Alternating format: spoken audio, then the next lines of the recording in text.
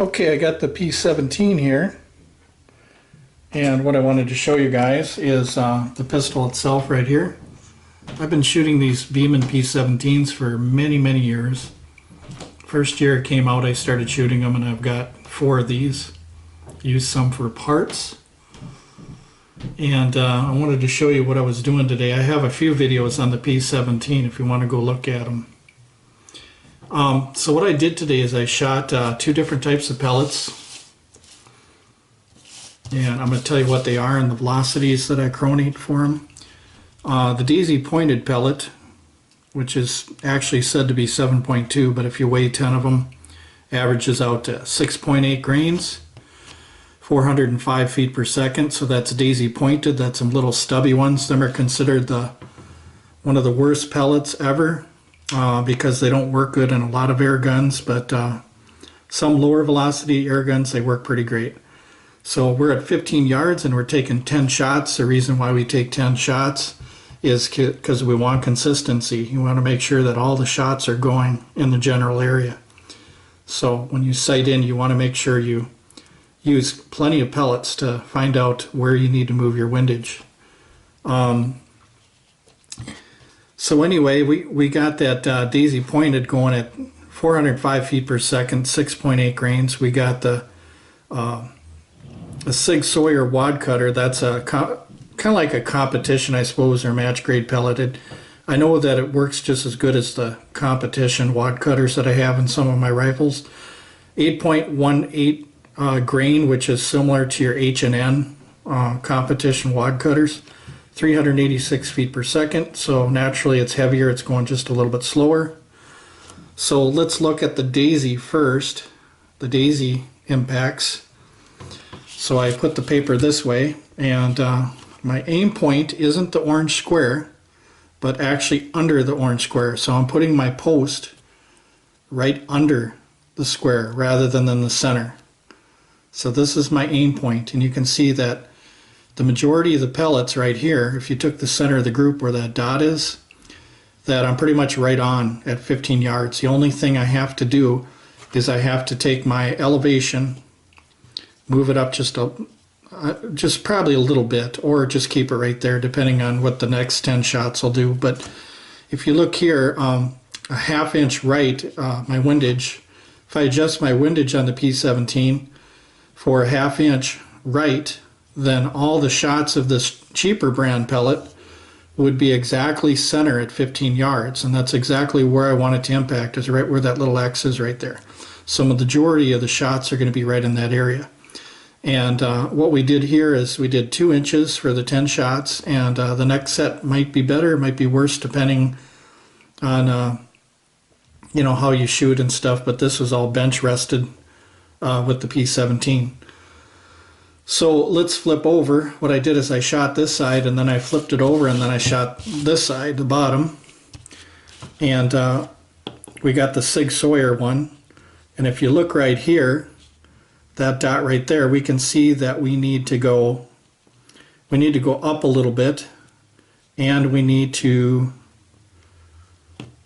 let's see, our windage, we should probably be going right on this. Yeah, so I got this one wrong. I put left here, but I was looking at something else. So we want to move this group over to the right a ½ inch. So let me correct that now. I meant to say right, but I was thinking about the other pellet on the other side. Okay, so we're going right 1/2 inch. Now what that does is that brings that 10 shot group, which looks pretty tight right here, over here, smack dead center where I want it. So that's one of the reasons why we shoot 10 shots. Now if you just took 3 shots and you were over here, you'd have a faulty setting on your windage because you don't know where the other pellets are going. So I recommend 10 pellets. Not 100%. I mean, if you want to use 8 pellets or whatever, you know, you can. But I'm just saying 10, I think, is a reasonable amount of pellets to confirm a 0. So we're going to take it over a ½ inch here, and our group for the Sig Sauer or Sig Sauer match pellets were about 1.5 inch center to center. That means the center of where the pellet impacted, not the edge of the pellet. So it's not edge to edge, center to center. And if you look here, if we took away this one here, we would have a 1-inch group. So there could be 2 pellets that impacted here possibly, which means that 80% of the shots are holding 1-inch groups at 15 yards, if we can duplicate that again. Whereas this one here is 2 inches because the pellet, it's a cheaper pellet, but notice that you can still have some fun with it. It still has some reasonable accuracy for certain things. And what I tell people with pistols is a great target for a pistol for 15 yards, if you really want to challenge yourself, just freehand, is the Dixie cup, which is reasonably cheap. You can fill it with water. So if we take the impacts on the Sig Sauer pellet here with the Dixie cup, when I put the Dixie cup down right over where I want my shots to go, you can see there that almost all the pellets are going to hit the Dixie cup except for maybe 1 or 2. So that's good. That means at 15 yards, this Sig Sauer pellet, I can have a lot of fun shooting these little Dixie cups, and at least we know how accurate the air gun is. Now all we have to do is make ourselves accurate when we shoot the pistol. And if somebody could shoot 10 shots and hit this Dixie cup every time, that means that they're just as accurate as the pistol itself. That means the human error is out of it. So if we switch it over to this side now, same thing. We can hit, most of the time, we can hit the Dixie cup, which is nice because these are very cheap pellets. So these are very inexpensive pellets, which means you can have a lot of fun and it doesn't cost you much. But it's going to hit the Dixie cup quite a few times. So this is one thing you can do. Now what I like to do after a 10-shot group with every pistol is I like to match the group size with different targets like the Dixie cup. That's my 15-yard target of choice because it matches the group size. So if you take a quarter, for instance, if you take a 25-cent piece, you can see the accuracy that it has at 15 yards, which is very good for a pistol. See there? So that tells you or shows you a little bit on the accuracy. What I like to do sometimes is I like to match up the group sizes with targets like these. This is stamped stovepipe steel. This will handle 800 feet per second without going through. So I take these squares and I cut it out with the sheet metal shears, and I shoot these at 15 yards. And typically what I do is I'll show you, I've got different sizes here for different yardages. So let's say that we got a 1.5 inch steel plate here at 15 yards if you're outside. And let's say we want to go from 15 yards to 30 yards. Well, you just do the math. 1.5 inch groups times twice the distance would be a 3-inch target. So we would take one of these 3-sheet squares here, or 3-inch squares, which is this one here. So there's your 30-yard target, and here's your 15-yard target right there. And then you can have it, I'll show you what I did here. You can go buy this chain, and hang it up. And what I do, tape still works great for some things, you know. You don't have to fasten anything. I mean, tape still works good. So you can duct tape it like that, and this will be swinging in the open air right here. This will be swinging in the open air at 30 yards, and you can take shots at this sheet metal piece here. And then when you're hanging up the target, what you do is you see these little holes in the chain. What you do is you take little nails or something and you adjust the height of how high or how low you want this to sit. So it's kind of like them targets you see, you know, with real guns and stuff that have the chain, the swinging targets, the plates, kind of like the same concept. So this is one idea with chain. And now 3 inches right there, what we have for that at 30 yards is also the size of a pop can. The width of a pop can or a soup can is about 2.5 to 3 inches.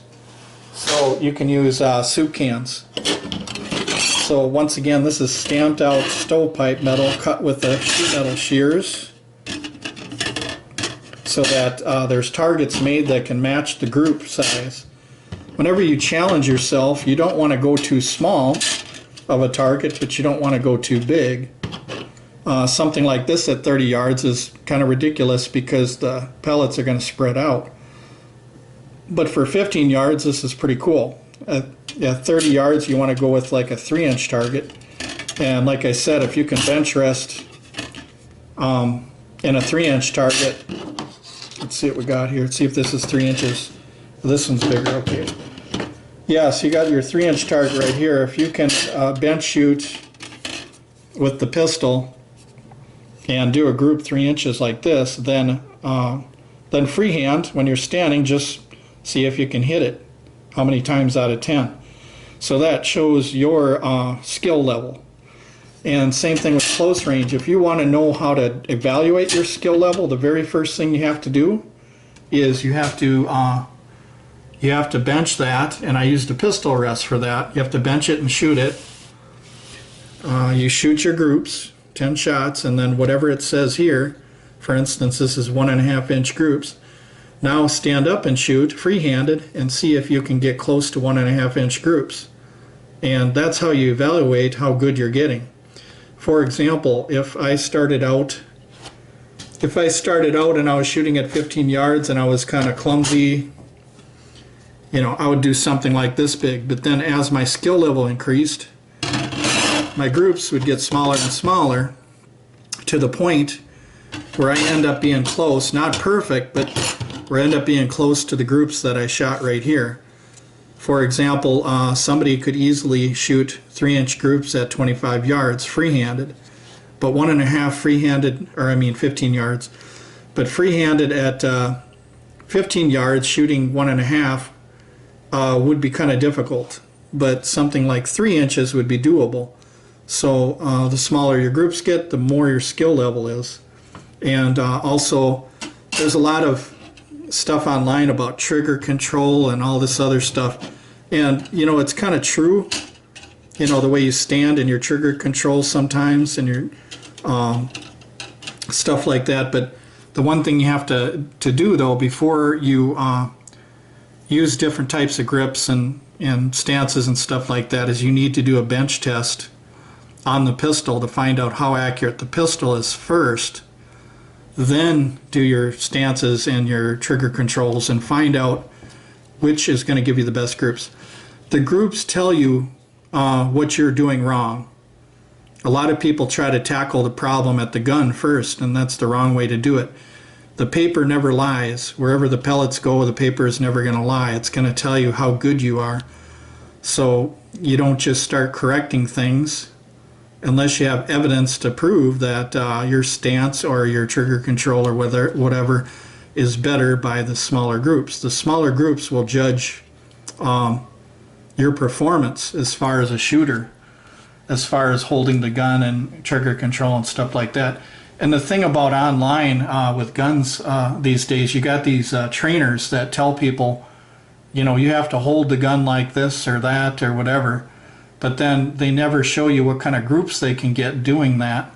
So the student doesn't try different types of grips and different types of stances to find out how good he or she shoots. They might shoot better groups, you know, standing or running around like a ballerina, who knows.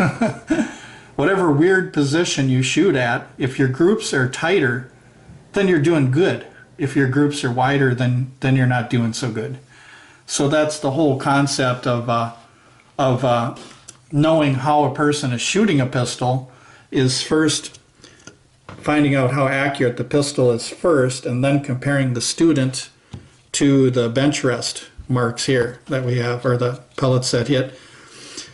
So if we had a student, say at 15 yards, was doing, say, something like this big one, it was the size of their groups, and then they started doing this square, got a little smaller, 3, and then managed to do 2.5-inch groups.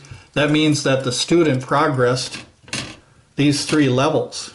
And typically when somebody's new, they're going to do wide groups because the muscles in their shoulders and different things like that, they're just getting used to it, to shooting and stuff like that.